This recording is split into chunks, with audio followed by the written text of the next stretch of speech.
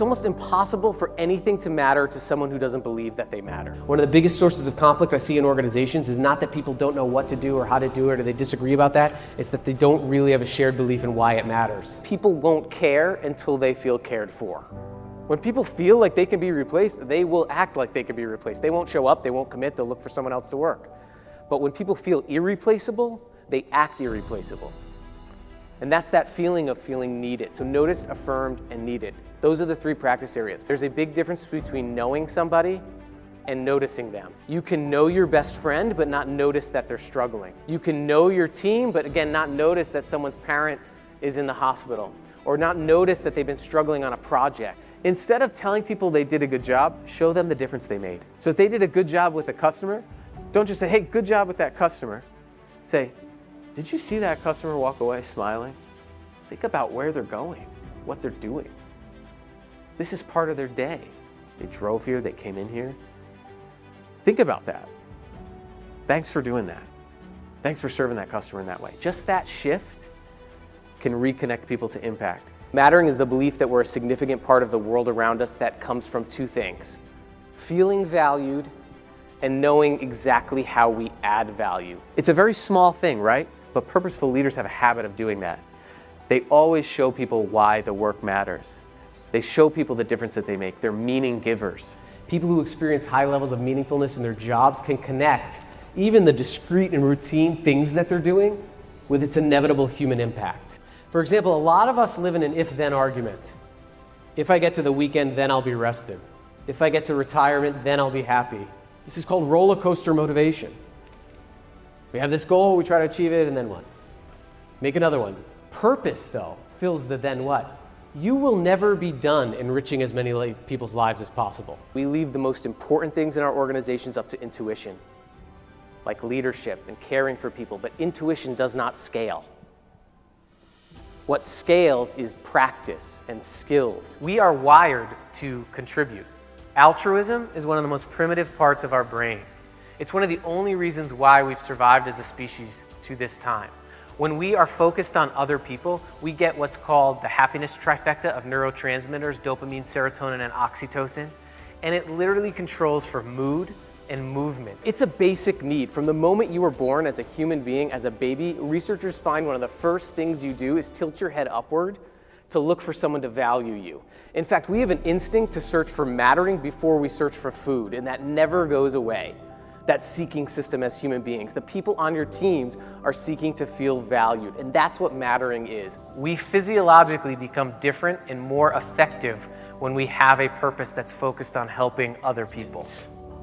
And I started thinking about what I think is the most powerful question an organization can ask itself, which is, what would be lost if we disappeared?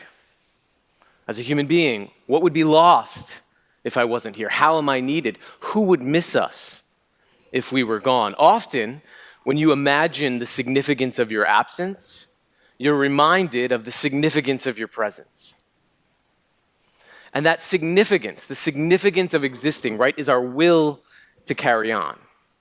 It's how we endure as human beings. Now, to last as an organization, we have to last as human beings. Organizations are simply individual human beings who organize for some particular reason. Right? We're individual human beings who organize for some particular reason. So if we want to know what contributes to organizational endurance, we have to learn to cultivate human endurance. And so what predicts human endurance? The will to last. And that question reminded me of a group I worked with a couple years ago, which was the top 200 selected leaders of the US Army. And we got to spend a morning talking about leadership with them. And after that session, a leader came up to me, and he was towering over me, very serious over me. That's not saying much for me. But he looked very serious, and he came up to me, and he introduced himself as the curriculum coordinator for training officers for the US Special Forces at the Kennedy School of Special Warfare. These are leaders of people who go unsupported behind enemy lines in some of the most difficult conditions on planet Earth. And so I had a half an hour with him. So I was very curious and intimidated. And I asked, what is the most important ingredient of a resilient unit behind enemy lines? And he looked at me and he said, Zach, a lot of people think the key ingredient of a lethal, high-performing unit behind enemy lines is toughness. He said, but it's not. It's love. No one will sacrifice for me if I don't know their kids' names. No one will support their team members if I don't demonstrate support for them, if I don't show compassion to them. No one will go above and beyond if I don't show them that I believe they can go and beyond. He said, it's not toughness, it's love. And that quote stuck with me. It's not toughness, it's love. When we look at the last half century of research on human endurance, we find a simple truth. And that truth is that human endurance requires human care. Paul, in his opening, that last quote, if all else fails, seek what? Love. Everybody in this room is enduring. You have a 100% survival rate. Think about that. You should be proud of that. You're here, you're enduring, but you wouldn't be here if at some point in your life you did not procure a caring relationship with another person who cared about you enough to keep you alive. Human endurance depends on human care. Organizational endurance depends on humans in the organization who care.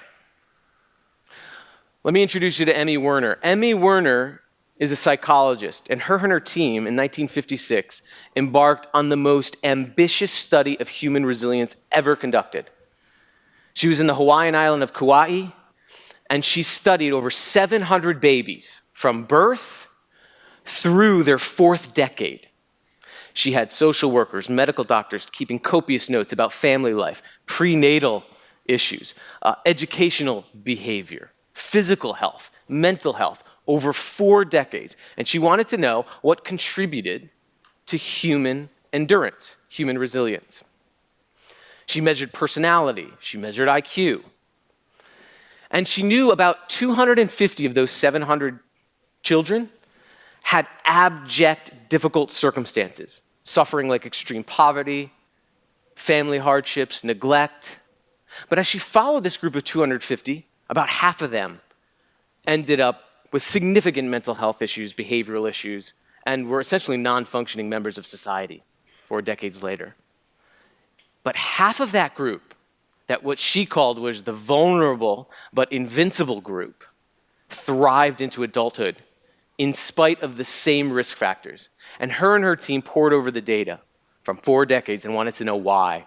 And here are the predictors of human endurance from the most comprehensive longitudinal study of human endurance ever done. The number one factor for endurance was having a strong, caring bond with somebody else. For the children, it was having a strong, caring bond with another adult outside of the family in the community, someone who knows them, someone who sees them, someone who makes them feel heard, someone who values them. The second was being a part of a supportive social group. So volunteering at the YMCA, when kids were part of that group, or having a good community group in the classroom. And then the third is that the resilient kids over 4 decades who grew into productive adults focused on helping behaviors. They took on mentorship roles, or they volunteered in their communities in spite of their suffering. And you've heard that, right? Think about what Scott just talked about. What did he seek when he was at his lowest point? He sought purpose. He sought helping. He sought community. Now, what's powerful is these 3, what researchers call protective factors that predict human endurance. They result in a 4th one, which is self-belief. Because people are in environments that give them the evidence of their significance, of their importance, they can then believe that they're significant and important and can make a difference. Human endurance requires human care. Right? From the moment you were born as a human being, the first thing you did was you lifted your head upward, you reached out your hands to grasp for someone to care for you. It's our instinct. But human care doesn't just happen. If human endurance requires human care, human care requires human skills. There is a big difference between caring about someone and caring for someone. It's easy for a leader or an organization to say, we care about our people. Right? It's easy. But caring for somebody means we have to get up close. To care for anything, whether it's a plant or a car or a human being, means you have to what? You have to understand it. It's easy to care about your plant from afar, but to care for it, you have to understand it. You have to understand what it needs. You have to understand how it ticks. You have to understand when to water it, how much water to water it. The same is true with human beings. We can care about people from a distance, but to care for people means we have to get up close and we have to seek understanding. And the ability to seek understanding is a set of skills we must learn. Human care requires human skills. Now, we are in a time when we look at the trends of how we've been working together and the ways of working and the demands on us by the people who work with us, that the skills of human care are going to be non-optional in the coming decades when it comes to work. There are several things going on. Many of you know, all of you know, we went through a pandemic, right? Oh my gosh, it's still visceral, right? Oh. And one of my friends remarked to me as we were starting that pandemic that he said, Zach, this feels apocalyptic. And I love that word. I don't love that word apocalypse, but I love the Greek root word of apocalypse, which is apocalypsis, and it means to reveal. Because during the pandemic in the 4 years, the cover was blown off of our notion of work. For the first time ever, many people realized they were on a hamster wheel. For the first time ever, people had time to reflect on the quality of their jobs and of their lives. More people than ever asked the question, why me, why here, why now? What am I giving to this organization? What has this organization given me? How do I want to spend my time? What's important to me? We also saw people around us, abject suffering. People lost loved ones, were confronted with death for the first time. Our society had a collective, what psychologists and philosophers call a death nudge, which is an awareness of our mortality that's all around us. And when people have these death nudges, this mortality awareness, we tend to start thinking more about things like purpose and meaning and legacy. Almost all major disruptions result in a collective search for meaning. So people more than ever are asking, why me, why here, why now? Everybody you interact with, coworkers, your leaders, your customers, your clients. Couple that with what wasn't a great resignation. It was a demand for dignity.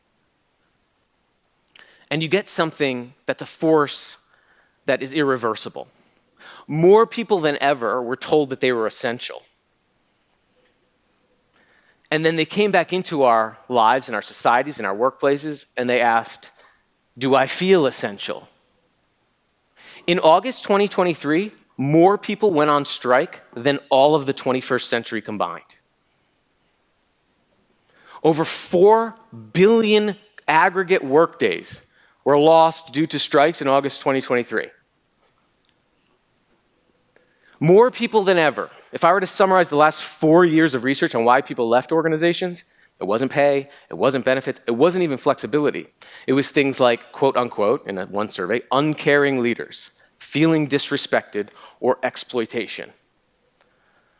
Awareness of how I want to be treated in the place where I spend a third of my life is not going away, this collective reflection. All of this is happening in an environment of infinitely increasing choice. I got to be on the California coast. I was working with some of the biggest agricultural companies in the United States. I was the first person ever sitting on a panel to talk about culture. They meet every year. This was the first time in their history they talked about organizational culture. And I asked them, I said, why am I here? And a guy raised his hand and he said, we have never had a migrant farm labor shortage until now. And I asked, what's going on? And he said, well, educational rate and attainment is up all over the world. Literacy rates are up all over the world. And now children of migrant farmer families are realizing, hey, I don't have to be dehumanized in a field in the United States. I can go drive a Lyft. or an Uber on my own and make my own way. I can make money online. In fact, researchers find that almost 50% of the world's population will be involved in the gig economy by 2030. The choices of where, when, and how people work are infinitely increasing. And with more choice comes more discernment. In psychology, we call this volition. People have the ability to choose. And with more discernment comes a focus on what? There comes to be a focus on how we want to feel as human beings when we're at work. That's why I truly believe in the next century, 2 centuries, that if organizations don't prioritize the human skills of making sure people feel valued and know how they add value, you will be perpetually in a labor shortage. Choices of where, when, and how to work are infinitely increasing. A search for meaning is increasing. Our demand for dignity is increasing, which leaves us with the question, how are we going to double down on the human skills needed to work? You couple all of that into our trends on the ways of working and how our ways of working are changing. And this is why communities like Small Giants exist. You see, at the beginning, all work was purposeful. In fact, when we were hunter-gatherers, there was no word, anthropologists find, for drudgery in ancient hunter-gatherer societies. All work, our ways of working, were manual and they were relational. What's your name? You. Ron? I went and gathered food so Ron could eat. Right? Work began as an act of community. It was always relational. It was always purposeful. But here's what happened. We used tools, we harnessed fire, we were able to build fences, domesticate animals, store food, and with a surplus came, hey, let's trade some of that and make some money and keep that money. And then guess what happened? We needed people to manage the trade and we needed people to work the field, so we got the division of labor. And then all of a sudden, the people with the resources said, I can pay you, you're relying on me. So now work transforms into work as exchange, work as a transaction. And as people had more time to focus on the trades, they had more time to invent machines that made making money quicker, and we get to the Industrial Revolution, where ways of work were manual and now transactional. And with more money meant more people needed to analyze the money and analyze trends. And then the internet connected us, and we had more information than ever, and now we need human intellect to analyze that information, the rise of the analyst, the consultant, the accountant. And here we are. And this is the only time I'll say this word. 2 words. And now we have artificial intelligence. So the ways of working were interactional, were intellectual, and transactional in the information age. And now we have artificial intelligence, which research finds can take all of our analyst skills, all of our number analyzing skills. In fact, there was a study done that 97% of a software developer's skills can be replicated by artificial intelligence. And we get to this point where what are we left with as human beings? Well, what we're left with is the ability to make the person in front of us feel seen, heard, valued, and needed. AI is a transactional medium. It's a question and response medium. That's how the intelligence works. Human intelligence is interactional. It's relational. And so that's why, as AI eclipses our operational abilities and technical skills, this is not meant to scare you. This should excite you. The future of work, our ways of working, are going to be emotional and relational again. And that's why I truly believe, when looking at the data, that our next economy, our next age, is actually the relationship age. And Columbia President Manoush Shafik said this: in the past, jobs were about muscles. Now they're about brains, but in the future, they'll be about heart. And research seems to agree. LinkedIn, the numerous studies over the past several years, almost 70% of executives say that relational skills are now more important than technical skills when they think about the future of their organizations. Almost 80% of the top 10 employing occupations classified human skills as critical. PricewaterhouseCoopers did their annual State of the Workplace study of over 52,000 workers worldwide, and for the first time in history, fulfillment eclipsed pay worldwide in almost every socioeconomic status. You know what was close behind? This shocked the researchers. Having a manager who cared. Where does this all come from, right? It's the demand for dignity, the search for meaning, in an environment of infinitely increasing choice, in a mode where our ability to be human with one another is needed more than ever. Now, in an age where our skills as humans to make each other feel seen, heard, and valued and needed are more important, those skills are also withering. We have grown up, or if we're already grown, we have learned to use technology to communicate with one another in short transactions, short statements, Slack, text message. If someone says to me they got a new job, I just say, here's a little thumbs up emoji. I don't have to learn the skill to say, hey, I'm really proud of you. I know you've been working very hard on this, and I've seen that. If someone says, oh man, I got some bad news, I can just say, little sad emoji, oh, I'm sorry to hear that. I don't have to sit with you and process that anymore. And so as we've learned to communicate in short transactions, we're also losing our ability to make sure people feel seen, heard, valued, and needed around us. And we don't even know it's happening. One thing that I was doing for a book I'm researching is I went on all these social media platforms and I looked at what happens when someone asks for advice, when someone pleads for help in our society. This is a real Quora post. This poster says, I feel so unheard. I feel like what I say never matters and I feel like I'll never be heard. What should I do? 59 responses. Speak loud so people can hear you. Say less. Only talk about what's important. This person was reaching out to be heard. All they got was statements of advice. Not one person said, tell me more about what you're feeling. Tell me more about you. Our technology was not designed to ensure people feel seen and heard. Our technology was designed for efficiency. And so our communication skills have withered to be efficient. We talk to each other in transactions. I believe that in the face of this, the most coveted skill set in the future of work will be a leader who truly understands how to make the person in front of them feel seen, heard, understand, and valued.